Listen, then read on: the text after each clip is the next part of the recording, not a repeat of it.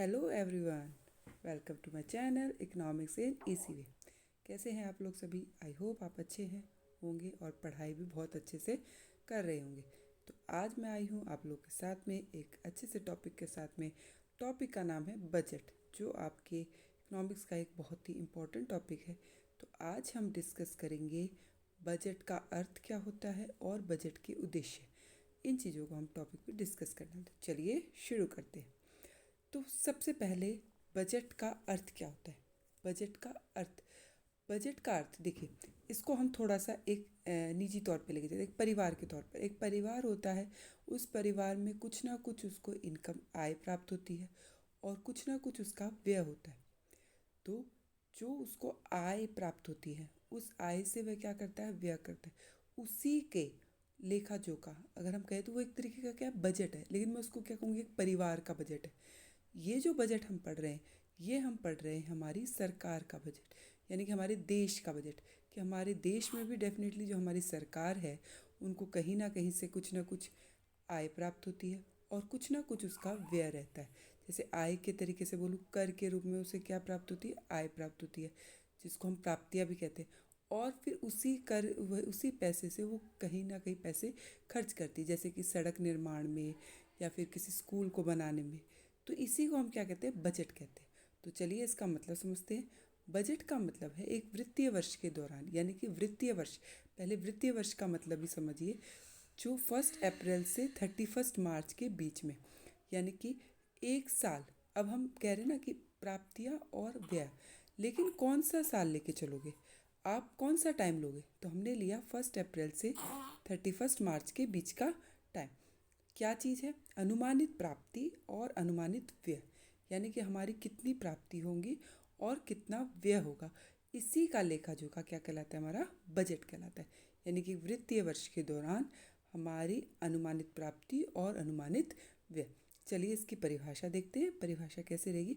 एक वित्तीय वर्ष के दौरान सरकार की अनुमानित प्राप्ति और व्यय का विवरण क्या कहलाता है? हमारा बजट कहलाता है। ठीक है, तो आई होप आपको तीनों का मतलब समझ में आ गया होगा। अनुमानित प्राप्ति मतलब कुछ जो हमें आय के रूप में मिल रही, और व्यय जो हम खर्चा कर रहे। ठीक है, तो चलिए आगे बढ़ते हैं।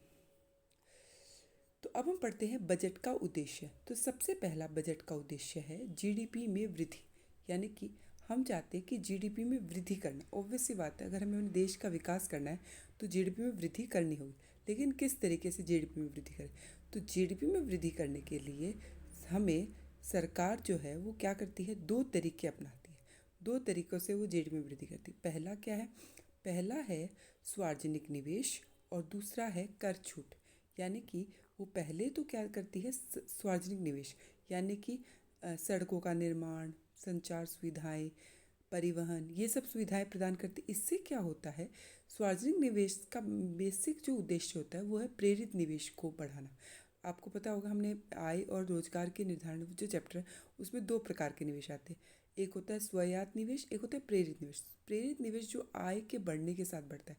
तो जो प्रेरित निवेश है वो निजी व्यक्ति करता है। वो किस पर्पज से करता है? वो करता है जब उसको उस वहाँ पे आय दिखेगी। तो जब वहाँ सुविधाएं मिलेगी तो डेफिनेटली वो निवेश करने के लिए प्रेरित होगा। तो सरकार इसलिए भी निवेश करती है वहाँ पे। इससे क्या होगा? प्रेरित निवेश बढ़ेगा, यानी कि निजी निवेश बढ़ रहा है। निजी निवेश बढ़ने से जीडीपी में वृद्धि होगी।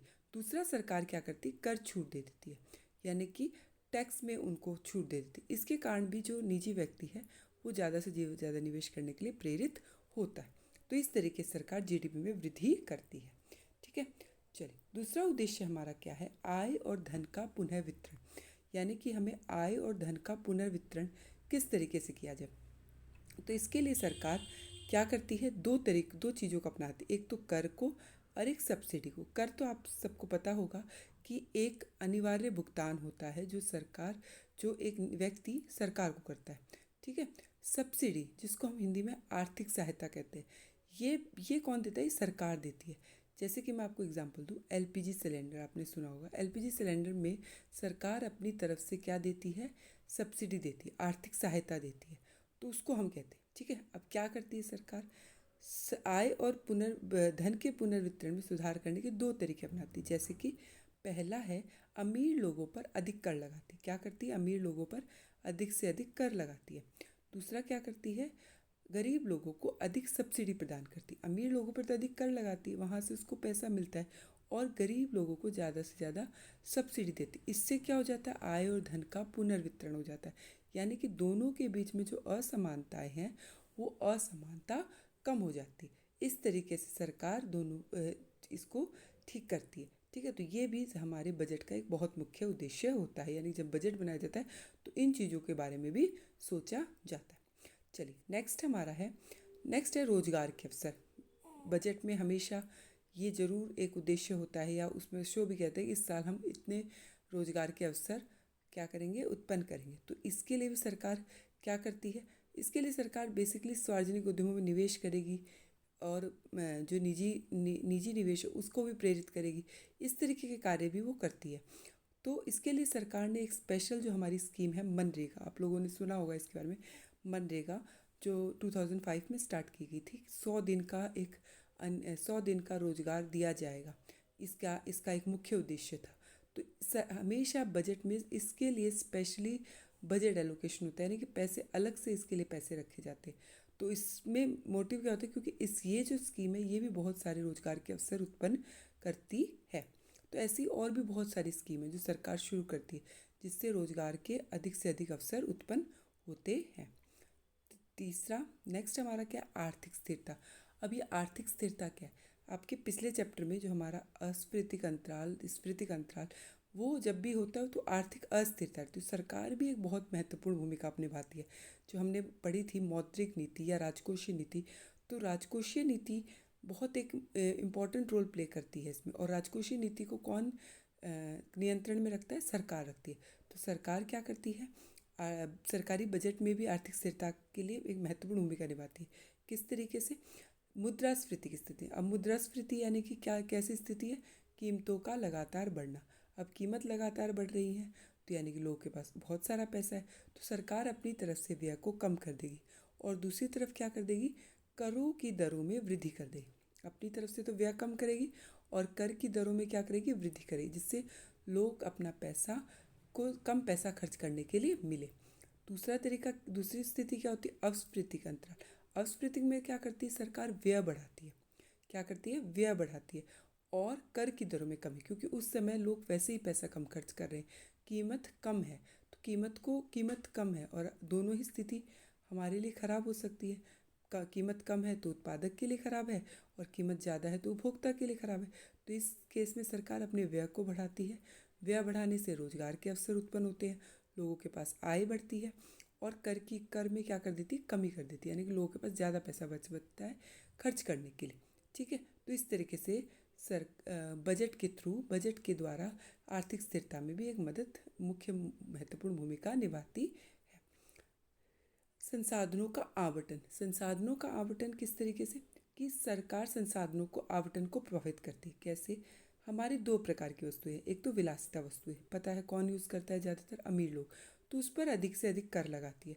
उसको कम उत्पादन करे, मतलब उत्पादन कम हो, और उसका उपयोग वैसे भी अमीर लोग करने वाले, उनके पास ऑलरेडी बहुत पैसा है, तो उन पे क्या करती है? विलासिता वस्तुओं पर कर लगाया जाता है, जो अमीर लोगों के लिए होता है। दूसरी वस्तु होती है हमारी आवश्यक वस्तु, जो ज़रूरी है। जैसे मैंने आपको एग्जांपल दिया एलपीजी सिलेंडर, वो ज़रूरी है, तो उसके लिए क्या करती है? गरीबों के लिए आवश्यक वस्तुओं के उत्पादन के लिए सब्सिडी दी जाती है, उसको ज़्यादा से ज़्यादा क्या देती है? सब्सिडी देती है। इस तरीके से सरकार संसाधनों का आवंटन करती है। इस संसाधनों का आवंटन करने के पीछे सरकार का मुख्य उद्देश्य क्या होता है? कि सामाजिक कल्याण को बढ़ाया जा सके, ताकि जो गरीब व्यक्ति है उसको आवश्यक वस्तुएं ज़्यादा से ज़्यादा मिल सके।